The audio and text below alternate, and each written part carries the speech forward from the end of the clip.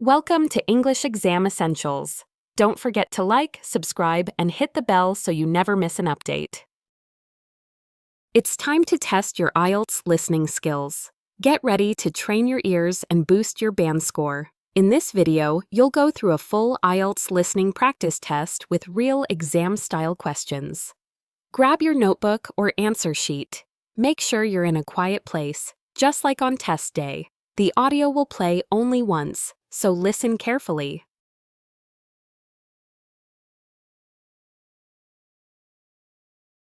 Part 1. This is the IELTS listening test. You will hear a number of different recordings, and you will have to answer questions on what you hear. There will be time for you to read the instructions and questions, and you will have a chance to check your work. All the recordings will be played once only. The test is in 4 parts. At the end of the test, you will be given 10 minutes to transfer your answers to an answer sheet. Now turn to Part 1. Part 1. You will hear a designer talking to a customer about plans for a new cafe. First, you have some time to look at questions 1 to 10.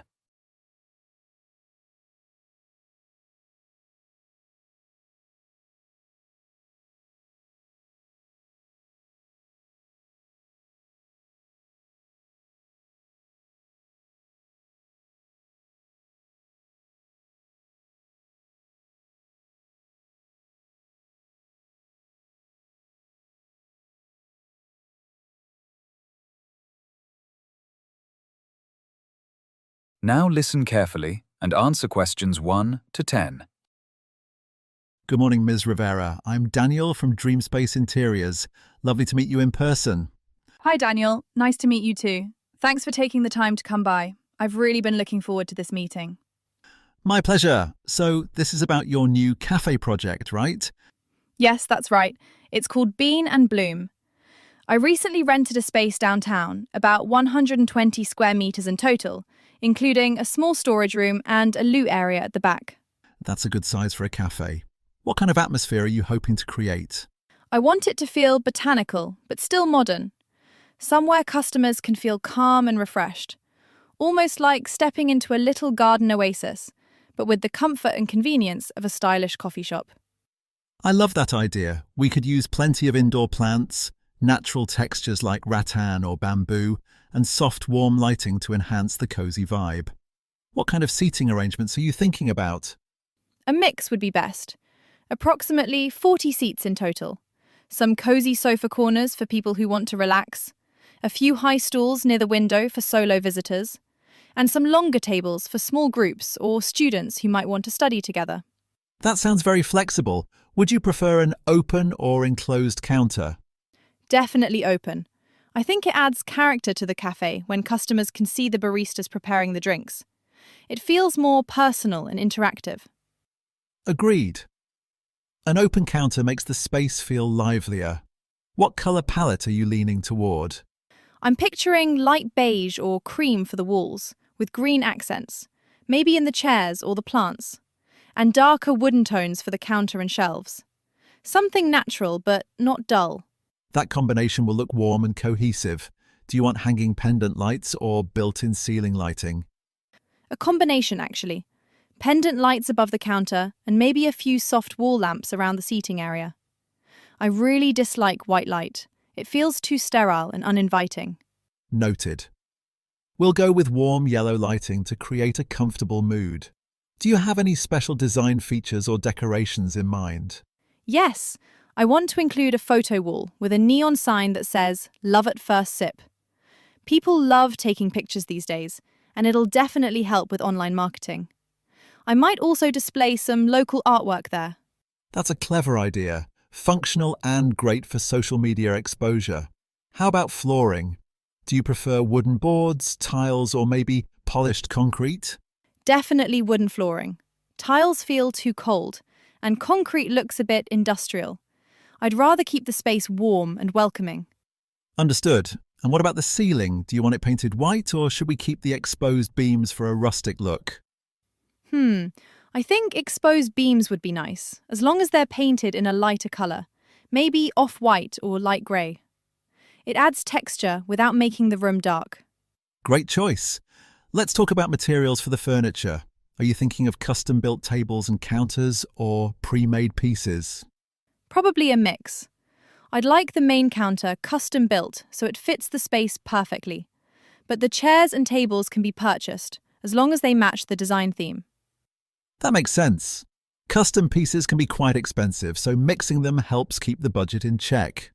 Speaking of which, what's your budget range for the whole project? I'd like to keep everything, including furniture, lighting, and decoration, under $20,000. Around $18,000 would be ideal, but I can stretch a little if needed. That's quite reasonable for a cafe of this size, especially with an open layout. We'll prioritize quality in the main pieces and find good deals for the accessories. And your timeline? I'm hoping to open by May. June. So ideally, all the design and installation work should be completed by the end of May. That gives us about 8 weeks. Perfect.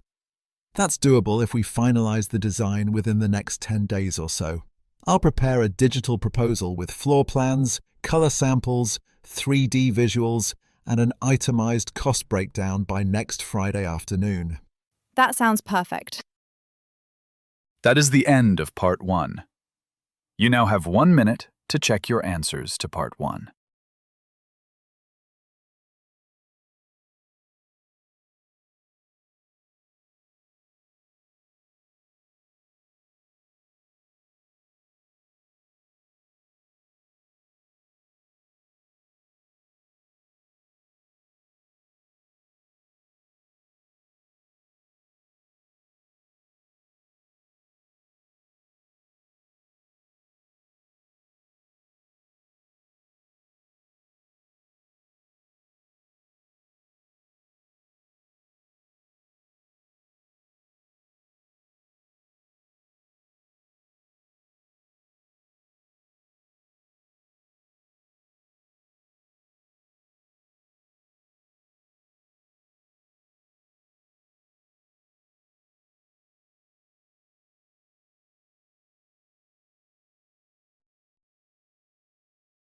Now turn to Part 2. Part 2. You will hear a talk given by Miss Peters, the university librarian, giving an orientation for first-year students. First, you have some time to look at questions 11 to 16.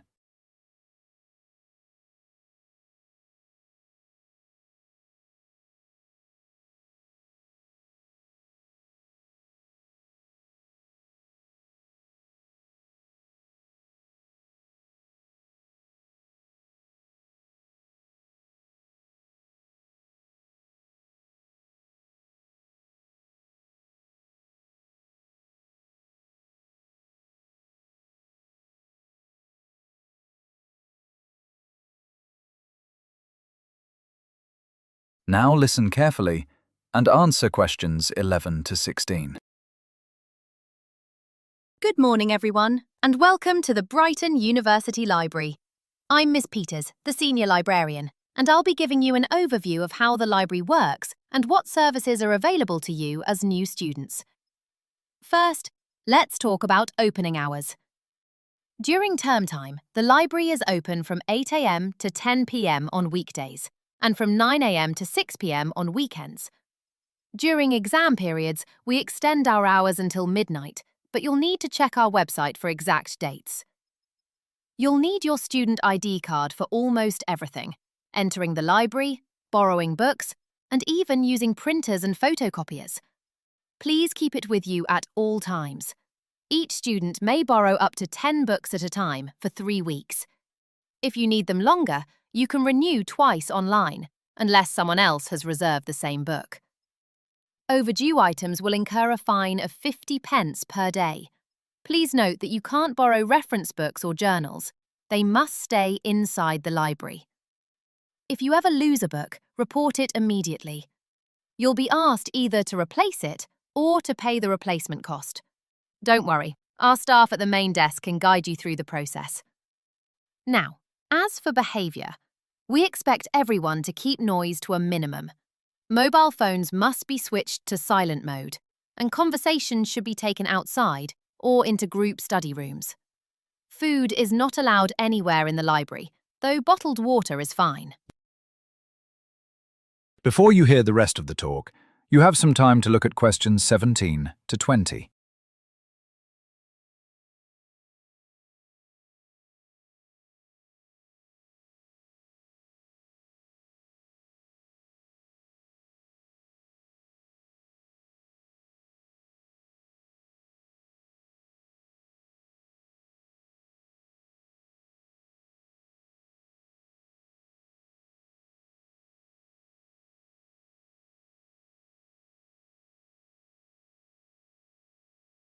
Now listen carefully and answer questions 17 to 20. Our university library has 3 main floors, each designed for a different kind of study environment. On the ground floor, you'll find the reception and information desk, where friendly staff can help you locate materials or answer questions. This floor also includes a computer cluster, a printing zone, and several photocopying machines. Many students use these facilities to print essays or scan notes before lectures. The first floor is a quiet study area for individual work. It's ideal if you prefer a calm atmosphere with no distractions. Please keep silent there to maintain the environment. The second floor is intended for group discussions and project meetings. You're welcome to talk quietly while working with classmates. In addition, each floor has bookable study rooms, which can be reserved online up to 2 weeks in advance. These are perfect for small group presentations or revision sessions. Now, regarding digital access, when you enroll at the university, you automatically receive an online library account. Through this, you can search for books, reserve and renew items, and access a wide range of digital resources, including academic databases, e-journals, and e-books. These online materials can be accessed anytime, anywhere, whether you're studying on campus, at home, or even abroad. We also provide video tutorials and virtual tours to help you learn how to use the system efficiently. If you're unsure where to start, the library website includes guides on how to find sources, use referencing tools, and manage your reading lists.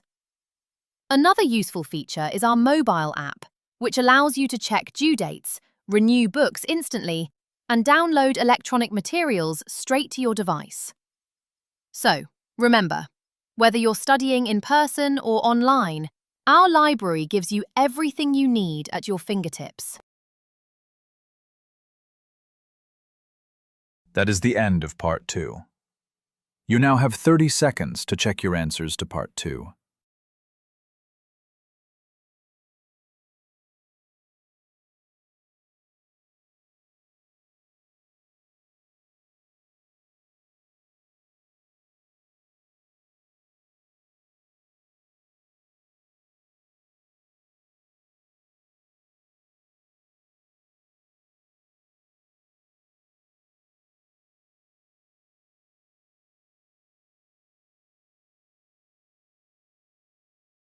Now turn to Part 3. Part 3. You will hear a conversation between a university tutor and a student named Clara discussing her research project about how employees understand saving and investing for their retirement. First, you have some time to look at questions 21 to 24.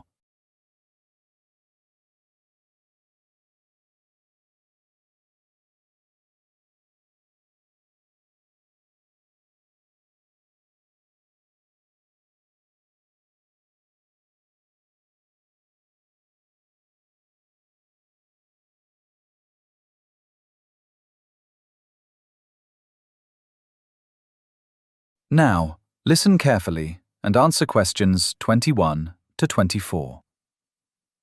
Good morning, Clara. How's your research project going? Morning, Dr. Patel. It's going all right, but I wanted to talk to you about how I'm describing my study. I'm worried that it might be too complicated for readers to follow. Don't worry too much. Why don't you start by telling me what your study is about? Sure. I'm looking at how employees understand saving and investing money for their future, especially for retirement. Many people earn regularly but don't really know how to make their money grow or how to prepare for the years after they stop working. That's an interesting topic and very practical. Who are your participants? I chose 3 companies: a local bank, a delivery company, and a government office. I thought that would give me a mix of people working in different types of jobs. A good variety. And how many people took part in total? About 120. Most of them were between 30 and 55 years old, because they're old enough to think about retirement but still active in their jobs. Makes sense. How did you collect the information? I used an online form with several rating scale questions. People had to choose a number from 1 to 5 to show how confident they felt about certain topics, like managing money, choosing investments, or planning for retirement. That's a good approach. Did you include any open questions? Yes, I added 2 at the end. One asked how they usually make money decisions, and the other asked what kind of plan, if any, they have for retirement. Excellent. And how are you analysing the results?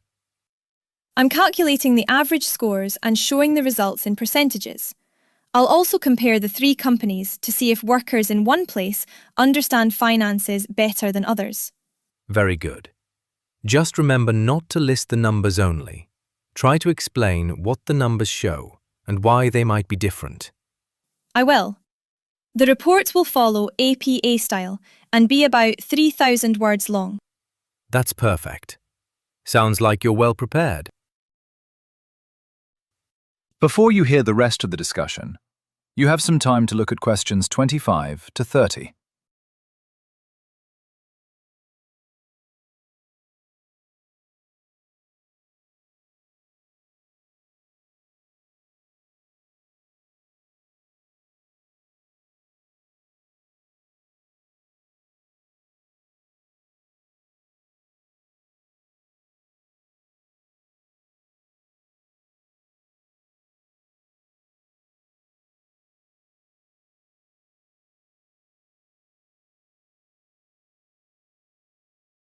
Now listen carefully and answer questions 25 to 30. So, Clara, what have you found out so far? The results were quite surprising, actually. For example, only about 40% of the people I asked could clearly explain what the term investment fund means. But more than half of them said they already had one. That's interesting. It means some employees use financial products without fully understanding them. Exactly. When I looked at age groups, I found that younger workers mostly got their information from the internet, such as short videos and online articles. Older workers, on the other hand, prefer to ask friends, family, or co-workers for advice. That's a clear difference between generations. What about the 3 companies? Did you find any patterns? Yes, employees from the bank had the highest average score for knowledge, about 4 out of 5 on the scale. Workers from the delivery company scored around 3.1, and those from the government office about 2.9. Quite a gap. That shows how workplace training and exposure can affect understanding. What about retirement preparation? Around 65% of all participants said they already had a retirement savings plan, but only 1 in 4 checked it regularly. Some said they forgot about it once it was set up. That's something worth discussing in your report. People know they should save, but they don't always manage their plans actively. Yes, I'm planning to highlight that in my conclusion. I also added 3 suggestions for companies. First, they could hold simple workshops about money management. Second, they could give out easy-to-read guides with real-life examples. And third, they could encourage employees to start saving early, even with small amounts. Those are very practical ideas. When will you send your draft? I'll email it by next Wednesday, and then I'll submit the final report on Friday the following week. Great. That gives us enough time to review it. I'm looking forward to reading your full analysis. Thank you, Dr. Patel. You're welcome, Clara. Keep up the good work. That is the end of Part 3. You now have 30 seconds to check your answers to Part 3.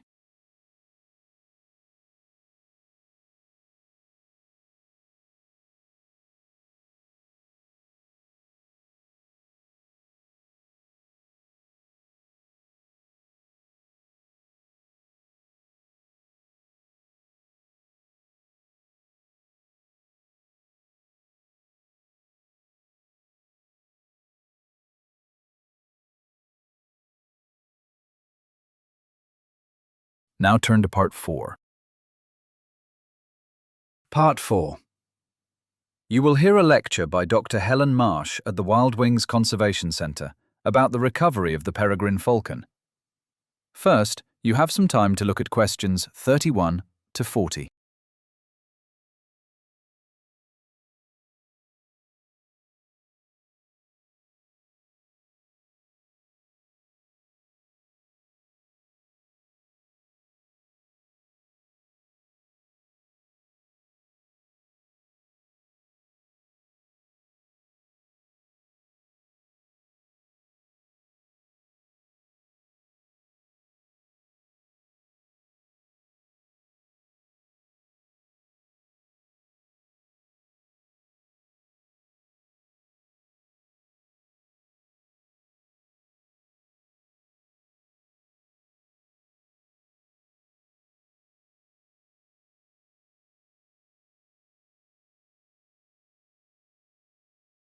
Now listen carefully and answer questions 31 to 40.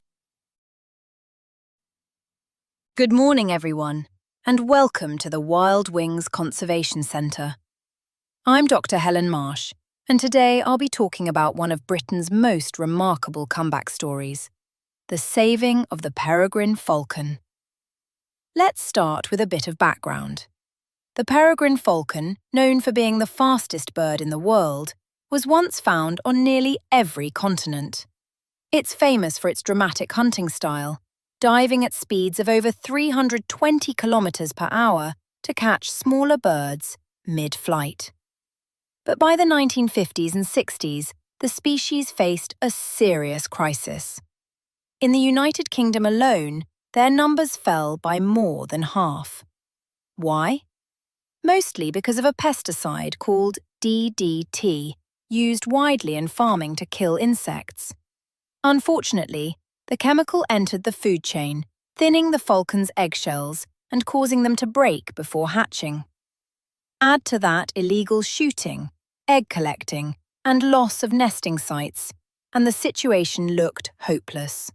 By the early 1970s, conservationists decided to take urgent action. The first major step was the ban on DDT in 1972. That single policy change allowed the falcon's food supply to recover. At the same time, volunteers began monitoring nest sites, collecting abandoned eggs, and carefully raising chicks in captivity.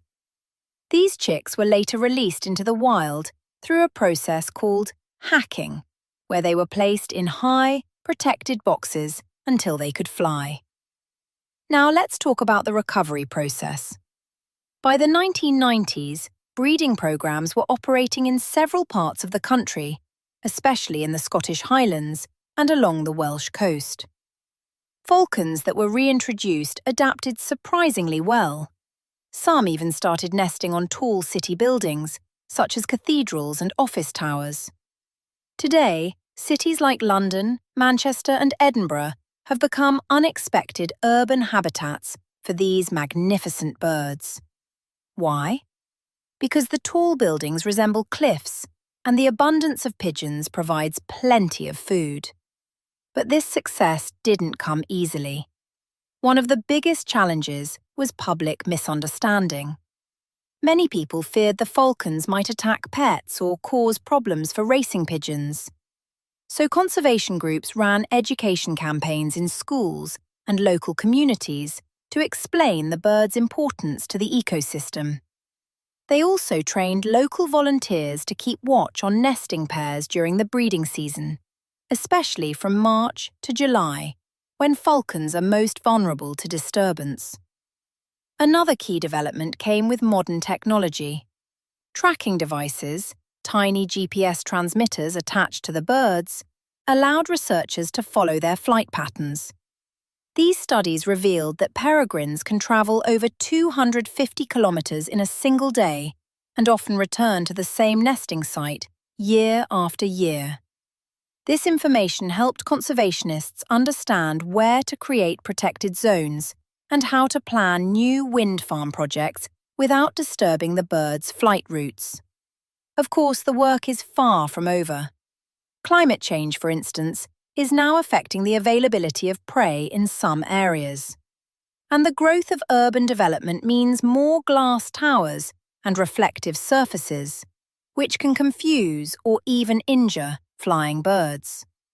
So the Wild Wings Centre continues to work with local councils and architects to design bird-friendly buildings, using non-reflective glass and creating safe nesting ledges. Before I finish, I want to mention one particularly inspiring project called Falcon Cam Live. It started in 2015 as a small initiative here at the centre. We placed a camera near a nesting box on a cathedral roof and streamed the footage online. Within a few months, thousands of viewers around the world were watching the chicks hatch and grow. The project not only raised public awareness, but also generated donations to fund further conservation work. Today, there are more than 50 Falcon Cam sites across the UK. If you'd like to learn more, please visit our interactive exhibition next door, where you can see a live feed from one of our nesting cameras and even listen to the falcons' calls. Thank you all for listening, and I'll be happy to take your questions in just a moment. That is the end of Part 4. You now have 1 minute to check your answers to Part 4.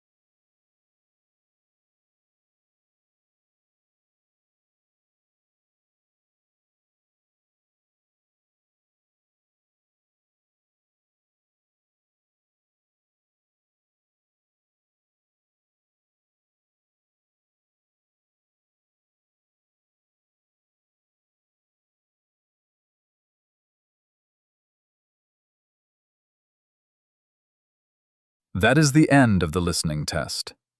In the IELTS test, you would now have 10 minutes to transfer your answers to the listening answer sheet.